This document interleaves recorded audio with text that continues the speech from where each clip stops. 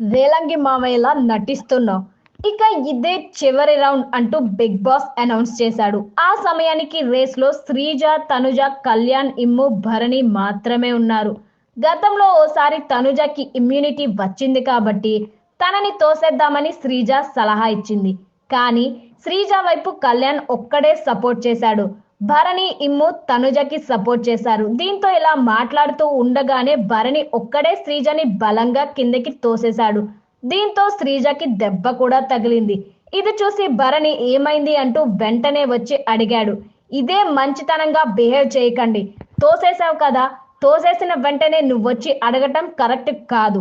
మంచోడిలా నటించకు. నాకు నీలా మంచిదానిలా నటించడం రాదన్నా. మంచోడు మంచోడు అని చూపించుకోవడం కాదు, మంచితనం కూడా ఉండాలి. అమ్మాయిని ఇలా పట్టుకోకూడదు, అలా పట్టుకోకూడదు అంటారు. తోసేటప్పుడు ఏం చేశారు? నాకు తోయడం కూడా ప్రాబ్లం కాదు. నువ్వు మళ్ళీ అట్లా పట్టుకోకూడదని మాట్లాడతావు కదన్నా, దాని గురించి చెప్తున్నా. ఇప్పటికీ ఇంట్లో వాళ్ళందరూ చెప్తున్నారు, ఎట్లా స్లేఫ్ గేమ్ ఆడుతున్నావు, ఎట్లా రేలంగి మావయ్యలా నటిస్తున్నావని. శ్రీజ దుమ్ము దులిపేసింది.